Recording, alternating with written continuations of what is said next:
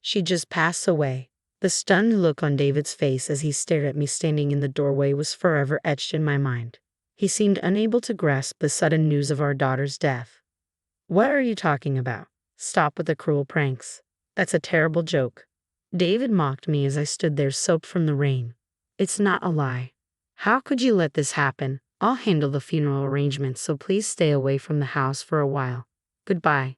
Seeing me trembling from head to toe, David finally seemed to realize the gravity of the situation, leaning back in shock and muttering, "Is this for real?" But his reaction seemed so distant, so detached, it grated on my nerves. I turned on my heel, rage burning inside me. I'll never forgive him. I'll make sure he pays, even if I have to drag him to hell myself. My name is Juliana Bridges. I'm 38 years old and work at an advertising agency. Our family consists of my husband David and our 8-year-old daughter Mia. We aren't rich, but we lead a comfortable life thanks to my well-paying job at the agency. I earn a hefty salary, so I've never had to worry about spending money each month. We've even been able to save up for Maya's college tuition. Considering the costs of living and our home mortgage, we've always had some extra money left over. David was well aware of my high salary, and perhaps his pride was hurt because a year ago, he quit his job and started freelancing in web design. He said he switched to freelancing because his salary job had hit its pay ceiling, but I was skeptical about how much one could really earn as a freelancer. Of course, I objected when he said he wanted to quit. I thought it would be safer to stay in his job, get his full retirement benefits, and then think about other options. But David was adamant about freelancing, so that's what he did. Ever since he began freelancing, David has been working from home. Maybe his stated reason for quitting his job was just a cover and he was really tired of the office politics. Either way, I had to get used to a new routine where David was always home when I left for work. At first, Maya seemed happy that her dad was always at home when she came back from school, but lately she seemed somewhat discontented. She probably feels like she's being constantly watched. She's only 8, but Maya is more mature than her classmates. So our life was going along without any major issues, but I didn't notice that the cracks started appearing when David began working from home. When David started working from home, I asked him if he could help a little with the household chores. Can you help with things like cleaning and laundry? I'll still cook the meals. I always have excuses. Why do I have to do housework? You're home more and you have more free time. It would be nice if you could help out a bit when you're not too tired. Free? Just because I'm a freelancer doesn't mean I'm not busy. In fact, I've got a lot on my plate. I can't deal with household stuff on top of that. David brushed aside my modest requests. I understand that freelancing can be more unstable and mentally taxing compared to a regular salary job. That's one reason why I didn't want him to switch in the first place. But household chores are nobody's specific job, and I've been doing them all alone even though we've both been working. I thought he could share some of the load. But I work too, you know. It should be equal. You've managed everything by yourself up until now. Don't start complaining now. David, convinced he was in the right, wouldn't listen to me at all. In the end, I continued to handle all the household chores as usual. I don't assume he's not busy just because he works from home, but whenever I return home late at night, I'd invariably find David sprawled in front of the TV or deeply engrossed in his smartphone. Is dinner ready? He'd ask with an air of entitlement, which always infuriated me. What's more, since working from home, he seemed to become more concerned about cleanliness, always demanding that I clean the house more thoroughly, pointing out every little piece of dirt on the floor, the windows in the bathroom. If you're so concerned, why don't you clean it up yourself? I'm only human. I can't get to everything, I'd reply. Are you talking back to me? Clean up your own mess. It's our family's home. It's not like I'm the only one making it dirty. Yet David would go off on these bizarre tangents, and I was utterly baffled by his logic. Maya would quietly listen to our exchanges from a distance. You know, Dad's always glued to his phone, she'd say. I wish we could go out together on weekends, but Daddy's always busy on his phone, Maya said one Sunday morning as I was preparing breakfast. Apparently, Maya had asked David to go out and play the previous evening, but he'd refuse, barely looking up from his phone.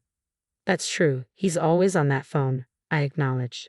He's been like that since before you come home from work. Sometimes he's on calls too. Calls? Yeah, he always sounds friendly and I can hear a woman's voice. From Maya's account, it didn't seem like David was talking to a client or a colleague. I tried to think of who he could be talking to so frequently. As a freelancer, I was unfamiliar with the world of freelancing, so I didn't know, but the mention of a woman's voice definitely bothered me. Could he be having an affair? It wasn't unthinkable. He had started working from home only a few months ago, and he now had more free time than when he had a regular job.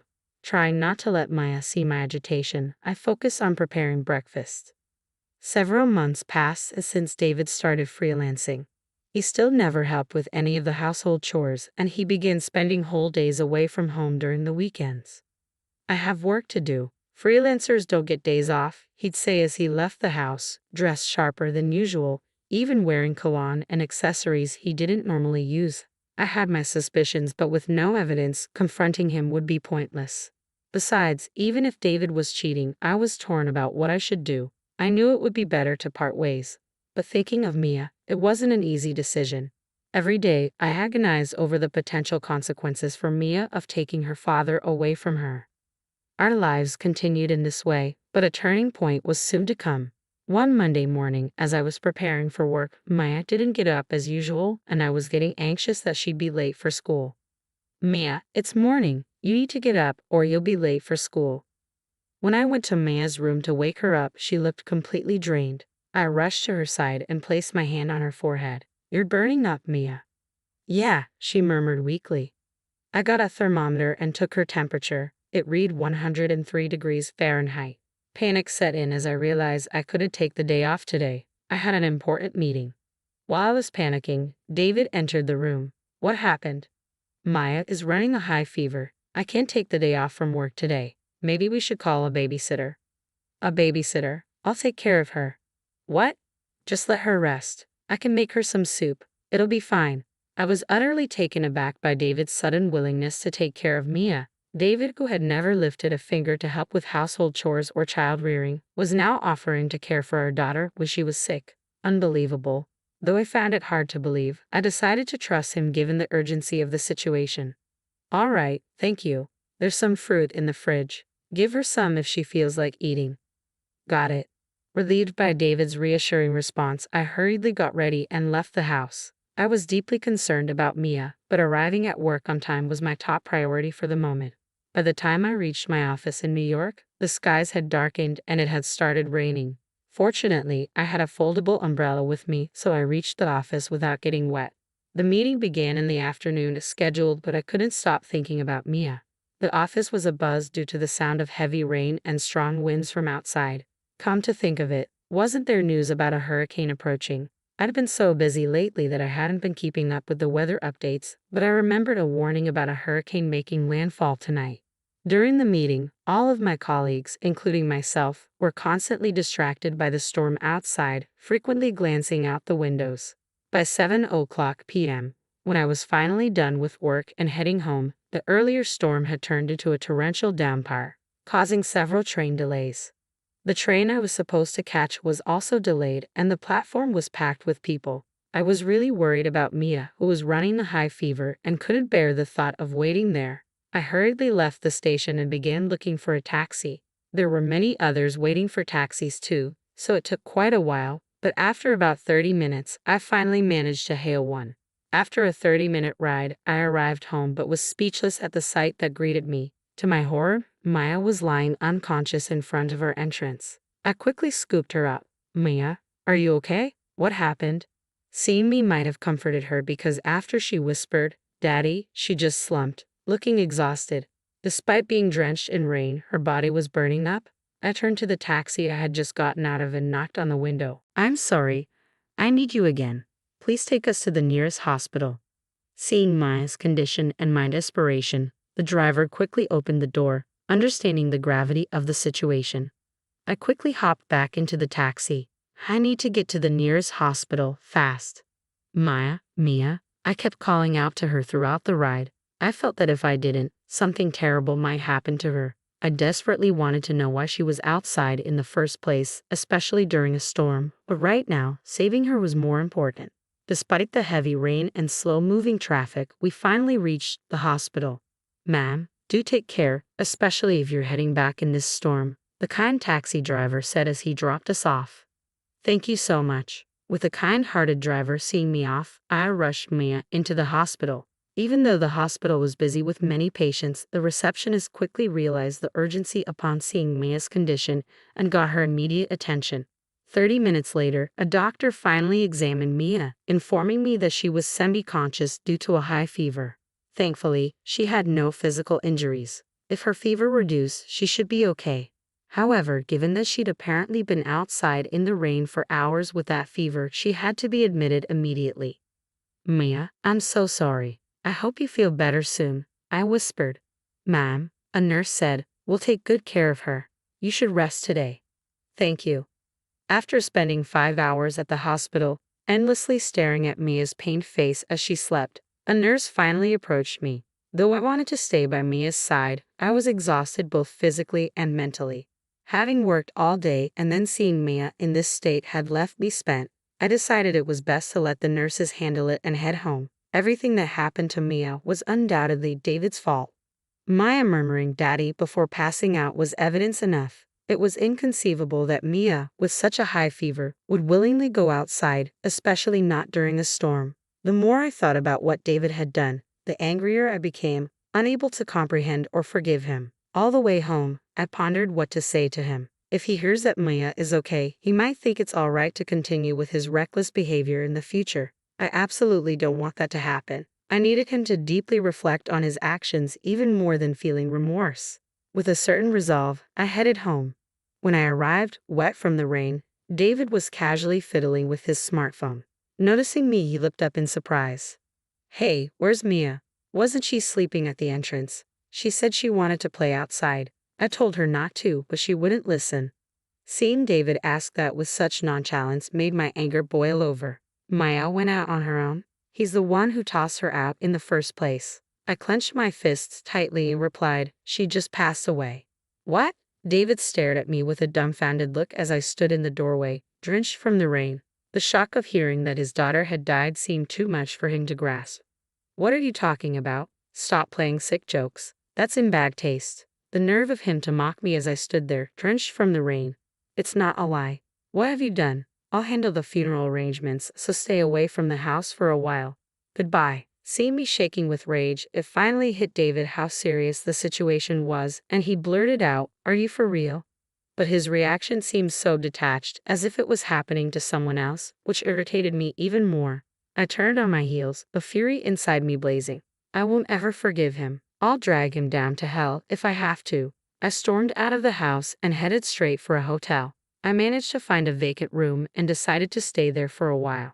Although it would cost me, now wasn't the time to worry about money. I want to get back at David. If he felt remorse and changed his ways after hearing about Mia's death, I might reconsider my approach. But seeing that he didn't call or message me that day, my resolve only grew stronger. It was clear he couldn't care less about what happened to Mia. This only fueled my anger further, and I began to devise a plan to make him pay. The next morning, I woke up and immediately headed to the hospital. I got word that Mia had regained consciousness. "Mia, are you okay?" "Mom, yeah, I'm fine now. My fever's gone down." "Oh, thank goodness." I hugged Mia tightly and gently stroked her head. She giggled as if tickled by the gesture. Relishing the joy of Mia's return, I eventually pressed her for the truth. "Ma, what happened yesterday?" "Daddy kicked me out." I knew it. He said I was in the way and told me to leave. Then a woman came in, and they chatted like they were close. "A woman? What does she look like?" I didn't get a good look, but she was young. She had bright red nails and wore skinny heels. I couldn't believe it. David was having an affair. Not only did he bring his mistress home on a day Maya had a high fever, but he also locked his own daughter outside. It was beyond comprehension. How could he do something so horrible? "I'm sorry, Mia. That must have been terrifying." "Yeah, but I was happy you came to save me, Mom." For David to put Mia through such trauma and think he could be happy with his mistress was unforgivable. I felt a burning rage consuming me. "By the way, Daddy said he's going to invite that lady over again next Sunday." Next Sunday? That's the day I'm supposed to go on the company trip. He was planning to spend a fun day with his mistress while I was away. I was appalled, but it strengthened my resolve. "Thanks for telling me." I patted Mia's back, vowing to get back at David. The following Sunday, I decided to take Maya and return home. I informed my company that due to personal reasons, I wouldn't be able to attend the trip. After Maya was discharged, we had been staying at the hotel together. It had been a while since we were home, but as we approached the front door, it felt like we were entering someone else's house. "We're home," I said, trying to sound normal. As Maya and I entered, we saw unfamiliar high heels at the entrance, just as Mia had described. The thought of David and his mistress enjoying themselves deeper in the house made my skin crawl. David wasn't in the living room, so I headed to the bedroom, worried about what Mia might witness. I hesitated for a moment, but the room was quiet. Listening closely, I could hear David's voice coming from the bedroom. "You know, it really worked out for me with Mia gone. It made breaking up easier." "How can you say such a thing about your own daughter?" the woman responded. "But yeah, for me it was kind of lucky," David replied. Hearing them talk about Mia's supposed death as if it were a good thing made my head spin. It was clear David didn't feel an ounce of remorse. If that's the case, it's time to confront him directly. "Excuse us," I said as Maya and I appeared in the doorway. The two of them were taken aback, their eyes wide with shock. "Why the hell are you here? You said you were on a company trip. And why is Maya here?" David stammered. "What do you mean? Wasn't Maya supposed to be dead?" the woman added, looking confused. I explained calmly, "The part about Mia being dead was a lie. I'm sorry. I just wanted to see your reaction. I hoped you might show some remorse, but instead, you're here celebrating Mia's supposed death. That's just insane." "A lie? Damn it, you played with my feelings," David said, his fake concern turning to frustration. "Don't mess with me. You're the one who kicked Mia out of the house, right?" I shot back. "No, I didn't. Maya just—" "Daddy did kick me out," Maya interrupted. "He said I was in the way because he wanted to be with that woman." With Mia's swift revelation, David's face turned pale. "That's right," I said. "You did the worst possible thing, not just as a father, but as a human being." Maya was in such a condition that it wouldn't have been surprising if she had died, and you prioritized being with that woman over her, I said, pointing at the woman who had been silently watching our confrontation. "Oh, calling her my mistress? That's not right. She's a colleague from work." "Work? Wait, didn't you say you quit your job and you're freelancing now?" I asked, catching David off guard. David hesitated, his hasty lie inadvertently confirming she was indeed his mistress. "Well, we don't really need to ask her now, do we? Here's the evidence of your affair." Private investigators are quite something. They gathered this much evidence in just a week. I thrust a large envelope towards David. "That's right. After hearing about David's affair from Mia, I decided to get a thorough investigation, but I never imagined the evidence would pile up so quickly. Seems like David isn't very good at hiding things." Hesitantly, David opened the envelope, and as he pulled out the photos, he dropped them, scattering the evidence of his affair all over the floor. "This is so unfair. Do you enjoy cornering someone like this and putting them in a situation where they can't escape?" David protested, trying to deflect blame onto me, which I couldn't understand at all. I pulled out the business card of a divorce lawyer I had stashed in my bag and thrust it towards David. "Unfair. Who's the real coward here? I see no worth in staying with someone so thoughtless any longer. Let's get a divorce." David's eyes widened as he stared at the business card. If he truly wanted to be with his mistress, he should have been willing to accept the divorce easily. "Oh, and by the way, once we're separated, you'll, of course, be responsible for asset division and child support. I'll make sure to inform your company and your parents about everything. Be prepared for that." I glanced at the woman, his affair partner, when I said, "You." "What? Why me? I didn't know anything about this." The woman protested. "Don't you know you destroyed a family with your actions? You have to take responsibility," I told her firmly. The mistress began to panic and messed up her hair. Both Mia and I watched her coldly. Mia, still a child, seemed to understand what was going on and held my hand tightly. "If you don't have the money, find a way to get it. You two are in love, right? You should be able to overcome this together. Just never show up in front of Maya and me again. I'll give you the house, but you're still responsible for the mortgage," I said sternly. "Wait," David tried to protest, but I pulled Mia away. Yes, Maya was going to lose her father, but I had no regrets. I wouldn't put Maya in harm's way ever again. "We'll do our best from now on, okay, Mia?" I asked her. "Yeah." Maya looked surprisingly happy, which put me at ease. I decided to go back to my childhood home with Maya and stay there for a while. My parents were livid with David for cheating and putting Maya through such pain to the point where they felt like giving David a piece of their mind. But I managed to calm them down and avoid further issues. You can stay here as long as you need, my mom said, and my dad nodded in agreement. Thank you both, I said gratefully. Maya was thrilled to see her beloved grandparents. For now, everything seemed all right. As for David, he got a lawyer and managed to settle the child support and asset division in one payment. I couldn't imagine David having millions saved up, so he probably took on some debt. With the remaining mortgage to pay off, David must be stretched pretty thin right now. A coworker from my company who went to high school with David updated me about him. Apparently, he ended up breaking up with his mistress. David had boasted to her about having money, so when the truth came out, they quickly parted ways.